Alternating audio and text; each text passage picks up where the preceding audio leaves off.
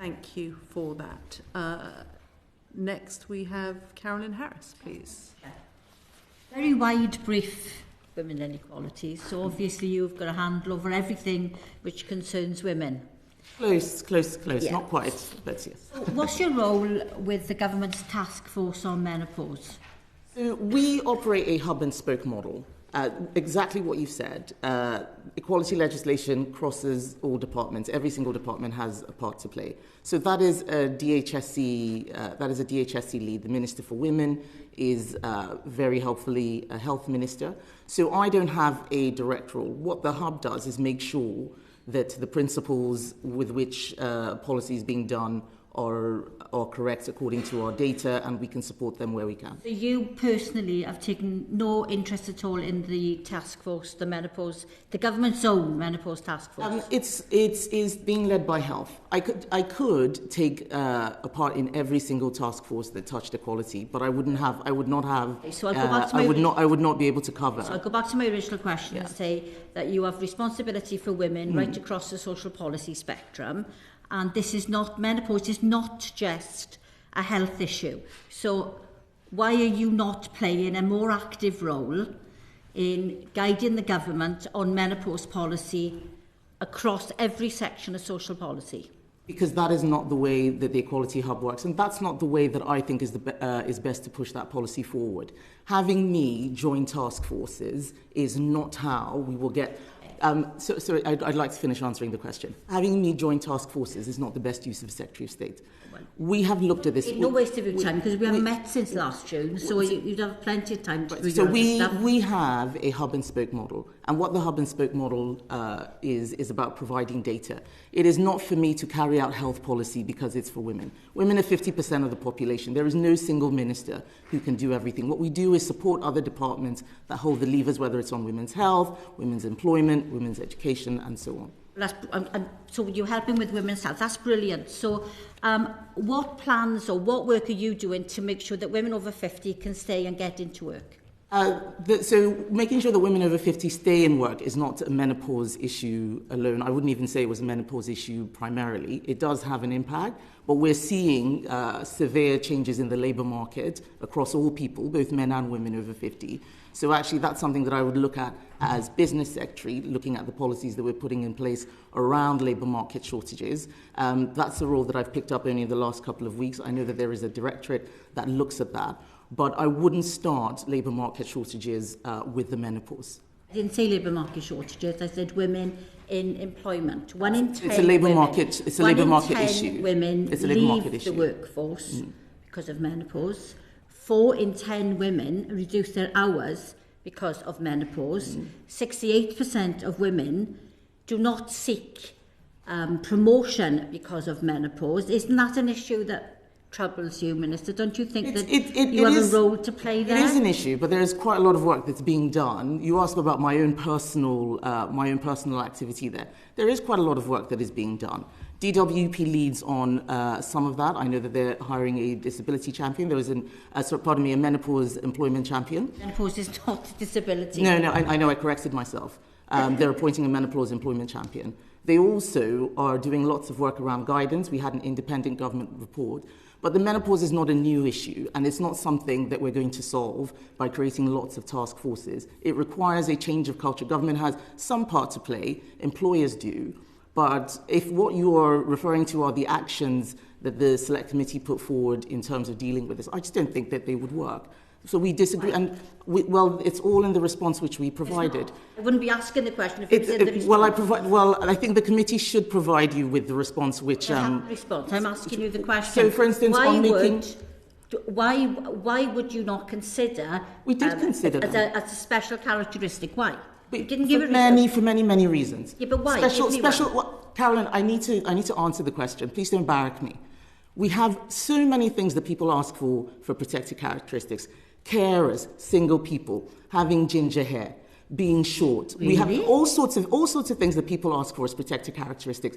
Creating a new special characteristic for the menopause is a complete misunderstanding of what protected characteristics are. They are immutable characteristics. We have 9 of them that cover everyone. The menopause can be dealt with alongside 3 existing ones: age, sex, and disability, because it is a health condition and many disabilities are health conditions. We have the laws in place. The reason why it's not a good idea is because we spend a lot of time doing these process and legalistic things. We'll make it a protected characteristic, but nothing will happen. It is not a good idea. I'm very sorry, but I just disagree. It's not a good idea. It sounds like a nice idea, but that is not how the Equality Act works. It is a tool for anti-discrimination. It is not a tool for changing particular employment characteristics for women of a particular age. We can deal with those things with existing protections in the Equality Act. Not for the menopause. I disagree.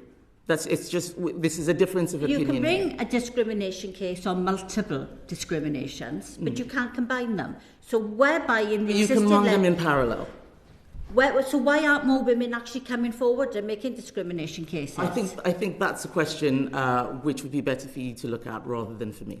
I'm not responsible for equalities. You are. You just said... I am, and I don't agree that the way that you want us to tackle the menopause is the way that's going to work. And I've given my reasons why. Making it a protected characteristic will not work. The Equality Act is very good legislation. We could end up, I think I even have a list somewhere about all the things that people have asked for in terms of protected characteristics. This isn't how to do it. Okay, so what about a pilot on menopause leave? Why wouldn't you even consider a pilot on menopause leave? This, again, I can't remember the details that we provided in terms of what. We have written to the committee, and we're happy to rewrite again to the committee. Carrying out a pilot doesn't need the government to do this. Anyone can carry out a pilot. We spend so much time creating lots of new work for government to do. We spread our attention so thinly, and then we miss things. That's not how I think that we will tackle this. There's already lots of good work that people are doing on the menopause. We think that there have been recommendations which we did accept. We think that there's a lot of good work that's happening in DWP, and I'm very happy to support them in doing that. But making it a protected characteristic, I don't think we should do. So you talk about DWP and the emphasis of getting women over 50 into work. So these menopause champions, is it? You're going to something employment champions, menopause employment champions. Where are they? I believe that the Minister for Employment is looking into appointing someone, and that will be announced in Parliament very shortly. That's not a waste of time then, is it? So we're doing all these different things all across government, but a menopause champion is not a waste of time, but women having a pilot on menopause leave is. That is something which would require far more resources than encouraging employers in terms of changing their work culture and demonstrating where the guidance is and lessons learned. We don't need government to do. I think this is a philosophical perspective that we're arguing over. We can go over it from time, till time ends. You are speaking from a left-wing perspective on creating something. I am speaking from a right, centre-right perspective. I do not think. I think that it influences the approach that you take. I do not think creating another pilot on more leave is what is going to help women who have the menopause.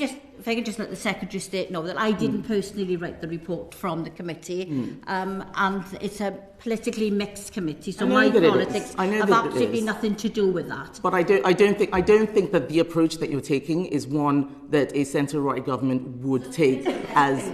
Pardon me? The committee's left-wing. The committee is not responsible for policy, Carolyn. I am, and I have said that I don't think this is the right way. The committee is responsible for scrutiny. I'm very, very welcoming to suggestions, many of which we've taken up. This is not one of them.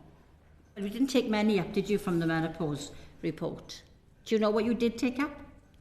There are many actions which the committee will recommend, which we will take. There are many that we won't take. It is my job to create the policy, and it is your job to do this. Minister, I thank you. I think your commitment to women has been displayed quite adequately this afternoon. I think what you're talking about is a disagreement.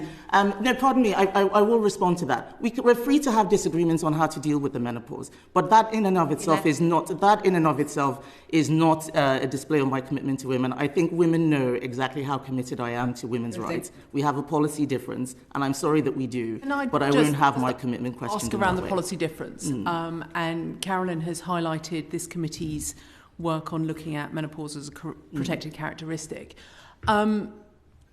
You two clearly have a policy difference on that. One of you thinks that it should be, one of you doesn't. Are you aware what the committee actually called for?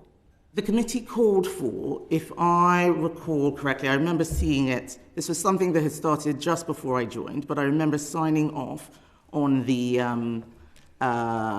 response. And what I had here, I'm not sure I have it in my notes exactly, but it was calling for it to be a protected characteristic. Let me help you. The committee called for a consultation on whether the menopause should be a protected characteristic. Right. Might it have been helpful for a formal consultation to happen to look at both sides of the argument?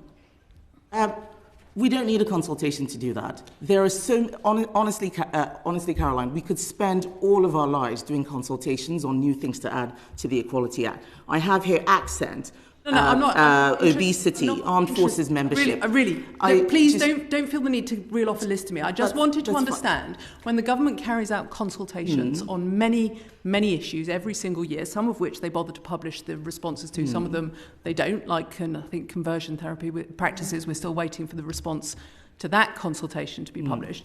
I'm just trying to understand what the specific objection is to a consultation, which would have given you legal perspective, business perspective. You are the business minister. Was it a cost challenge, or is it a philosophical decision of yours and yours alone? It's not a philosophical decision, and I wasn't actually the one who made the response to the recommendation, but I agreed with it. We understand why this is something. Who did do Caroline, the Caroline, please let me answer the question. We understand why the committee wants to do this, but constantly looking at what new protected characteristics we can bring in is certainly not something that this government is going to be doing.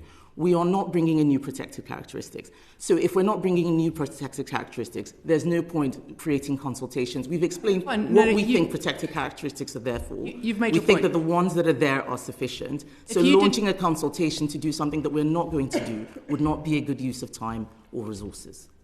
So that wasn't your response. Was that Maria's response as Health Minister? This is the response I am giving to you now. No. You said you didn't respond to the committee's report. The report was already ready to go before I was Minister for Women and Equalities. I was happy with the recommendations that were accepted and not accepted at the time, and I'm giving you my view on amending the Equality Act. I think deciding to look at amending the Equality Act is a huge decision, and loads of people want to use it. I've said this so many times, want to use it as a tool for different personal agendas and interests. That's not what it's there for. It is anti-discrimination legislation that is a shield to protect people who are at risk of serious discrimination. You corrected yourself when you used the term disability champion when you were meant to say menopause champion. Menopause employment champion. Absolutely. And yes, we welcome the news that the DWP is speeding up the appointment of that. And you're right, we're expecting that announcement very shortly indeed. But you then went on to indicate that you were happy that women should bring discrimination cases using disability discrimination. That is an option that is open to them. Are you happy that they're using disability discrimination? I think if people are being discriminated against, they should use all of the legal avenues available to them. Why would I not want that? Well, I would question if you yourself acknowledged that menopause was not a disability when you answered. I didn't say that. I didn't say that. I said health conditions in certain circumstances can be a disability. At that point, but you and it's not for me. I'm not a doctor. I think I don't think that the menopause. Ask the question instead of just talking over me. Well, let me finish the first question that you asked. The question. So when you were talking about the disability discrimination, the disability champion, and corrected yourself, you said that menopause was not a disability. Clearly. You said it wasn't. No, what I said was that health conditions can be. That was in response. Will you let me answer the question, or are you just going to talk over me the entire time? The menopause is a condition that all women will go through at a particular age. So the menopause is not a disability. However, a particular woman's experience of the menopause, which can be a health condition, can be so extreme as to qualify for a disability. That's how disability legislation works, that if you are impaired to a significant degree, you can be classified as that. That is what I mean, and I haven't said anything contrary to that. Please don't put words in my mouth. I didn't. I repeated your words back at you. So you're content that women should continue to have to use disability discrimination? That is what I said right at the beginning of the question, that you can Caroline, do did you want to so on age or sex or disability. There are 3 protected characteristics that will allow looking at this issue, so we don't need a new one. Yeah, can I, Chair, sorry to interrupt. Congratulations on the new role. Thank you. I'm just really